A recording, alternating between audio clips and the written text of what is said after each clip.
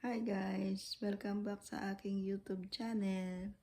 Pasensya na at ngayon na lang ulit ako nakapag-video or nakapag-vlog dahil masyado akong naging busy ng mga nakaraang araw. So bali ngayon, pupunta muna kami ng aking dalawang anak sa Battle Depot. Magbebenta kami ng mga kalakal. Dahil maganda naman ang weather dito sa amin ngayon. Papakita ko tong aming halaman. Crab apple. Pag summer yan, mga nagbubulaklak. Namumulaklak na sila. Yan. Yan ang aming bahay. Ganda na mga bulaklak.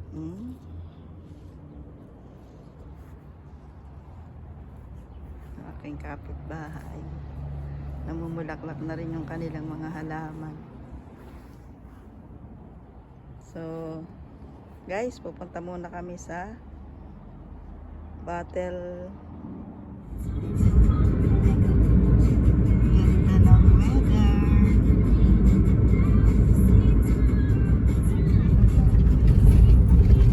Kasama ko si Bunso.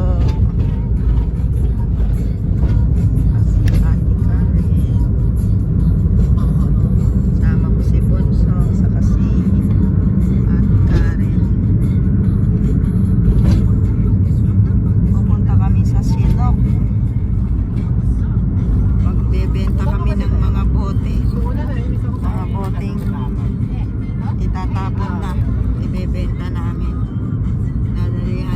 Dadalahin namin sa bentahan ng mga bote. Mga kalakal na naipon namin, ibebenta namin. Tinapin ko kaya yan, mama ko naman.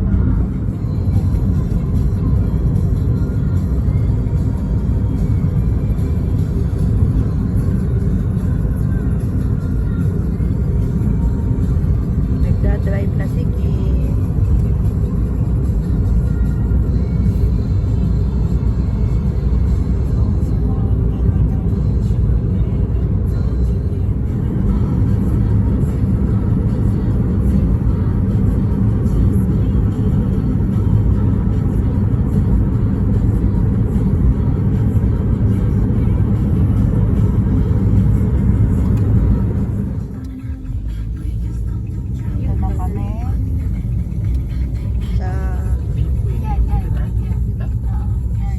Battle Depot.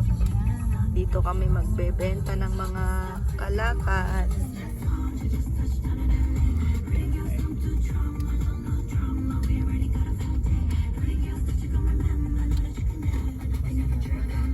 Yan. Ito yung aming mga kalakal na ibebenta dito sa Battle Depot. Yan. Sama ko si Kim, tsaka si ate. Ay, wala ka naman. Wala na? Ayan. Ito. Makapakita dyan, mama. Makapakita dyan. Pauwi na kami ni Bunso. May kasama din si ate. Saka ni ate. Nasa likod. Certified driver. Certified free. Certified driver ang aking baby Bunso. Ayan guys, bali nakauwi na tayo. Nakagaling na tayo sa Battle Depot. Naibenta na namin yung mga kalakal dito sa bahay. So, magluluto naman ako ngayon ng aming hapunan. So, bali, pinainit ko na itong kawali at lalagyan ko na lang siya ng mantika. Bali, nai-ready ko na to kanina. Bago kami pumunta sa Battle Depot, nai-ready ko na tong aking lulutuin. Mga nahiwa ko na yung mga sangkap. So, gigisahin ko na lang siya ngayon. Mabilis lang tong aking lulutuin. Magagata ako ng gulay na sitaw. At lalagyan ko ng kalabasa. Lalagyan ko rin siya hahaluan ko ng hipon or sugpo. So, nilagay ko na yung luya. Sunod ko na yung bawang. At napainit ko na yung kawali.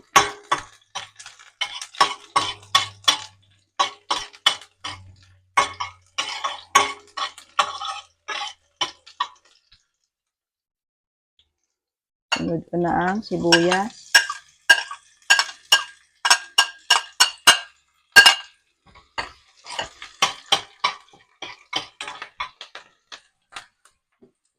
Lagay ko na ang hipon.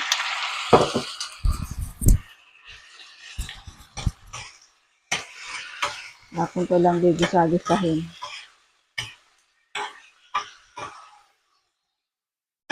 Gigisa ko muna itong hipon. Tapos, tatanggalin ko ulit. At sandali lang maluto to eh.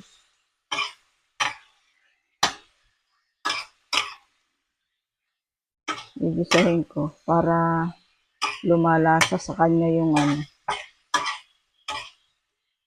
sibuyas at bawang, tsaka luya. At mamaya ko na siya ulit ibabalik sa gulay. Tumitigas kasi ang hipon pag masyado siyang naluto ng matagal. So, gisahin ko lang ang konti. Lagyan ko na ng paminta.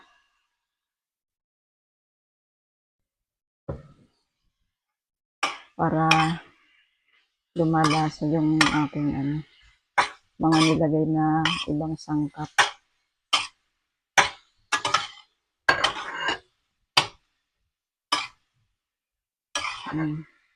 Yan lang muna hahanguin ulit. Kasi mabilis tong maluto. Hanguin ko muna. Oops.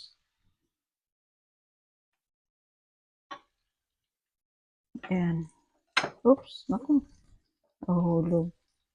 Sayang. At gigisahin ko na tong sitaw. Kaya matagal maluto. Matagal maluto ng sitaw. Bali na hugasan ko na yan.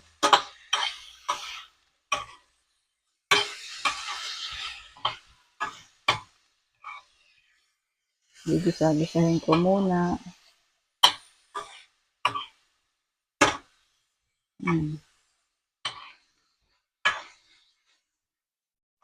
Yan.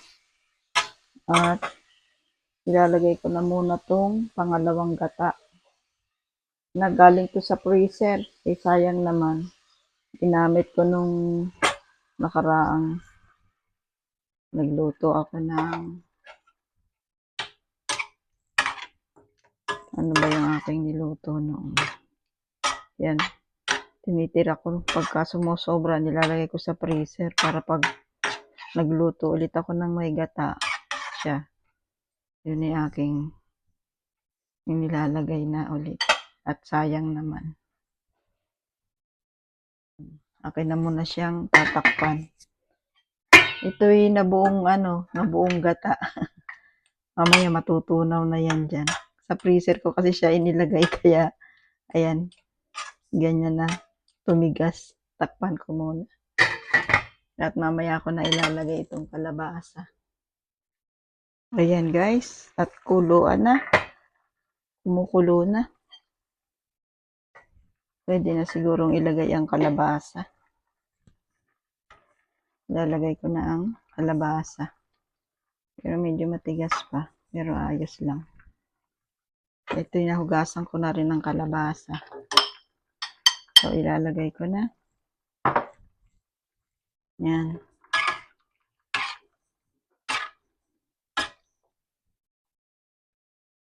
Lalagyan ko na siya ng asin.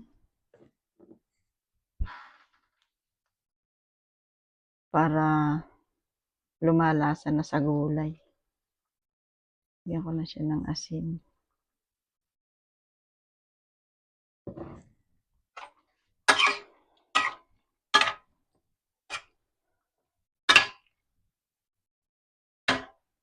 Yan. At akin ulit siyang tatakpan. Oh. Oops. Kasama pa yung plastic.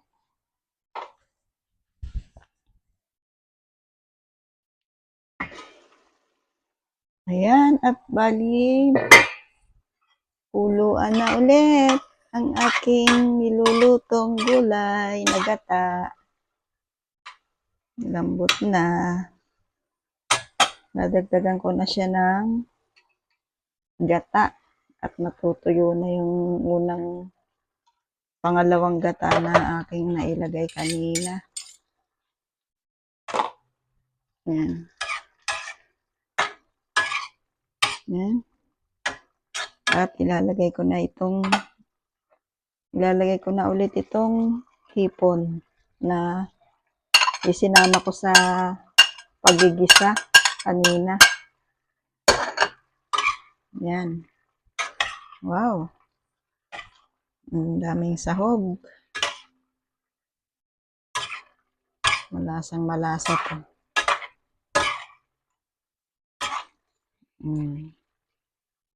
At akin ulit siyang tatakpan. At sandaling-sandali na lang, maluluto na yan. Ayan, at last update sa aking nilulutong ginataang sitaw na may kalabasa at nilagyan ko ng malalaking hipon or sugpo. Akin na siyang titikman. At tama-tama lang yung aking nilagay na asin at paminta. Yan lang po ang aking mga nilalagay na panglasa. Hindi na ako naglalagay ng mga kung ano-ano pang panlasa. Yan lang ayos na. Yan, luto na. Ako'y magre-ready na ng aking pagpasok. May pasok na naman ako ngayon. Mamaya na ulit gabi ang aking uwi. Luto na to. Ganda ng puno. May flower na. Ganda. Ganda ng mga flower. Ayan guys, bali andito na ako sa labas ng bahay. Papasok na ulit ako sa trabaho. Mamayang gabi na ulit ang aking uwi. Kanina ang taas ng araw. Kaninang umaga. Ngayon naman kakatapos lang ng ulan. Mabuti na lang bago ako pumasok sa trabaho, tapos na ang ulan. Tapos nang umulan. Ay naka-jacket ako ngayon kasi mamayang hapon, gabi, pag uwi ko ng gabi, baka umulan. At least naka-ready ako. At gusto kong ipakita yung puno dito pag summer. Yung ibang puno, ayan. Kulay pink. Yan. Pag tumagal-tagal na, magiging green na yung lahat ng dahon yan. Yan. Ganda.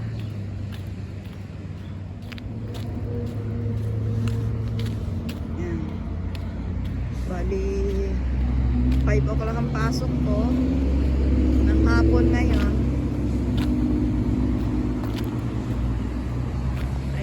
Ang bulaklak ng ito naman puno ng apple. Puno ng apple yan. Bulaklak na. Yan, ganda. Ganda ng mga bulaklak pag summer. Doon pa ako sa kabila guys. Maglalakad pa ako ng mga 10 minutes pa yata bago ako makarating sa trabaho. Ayan guys, bali Andito na ako sa may trabaho. At mamayang gabi na ulit ang aking uwi. Bali hanggang dito na lang po ang aking vlogs. Hanggang dito na lang ang aking video. Don't forget to watch and like and subscribe sa aking YouTube channel. Bye bye po.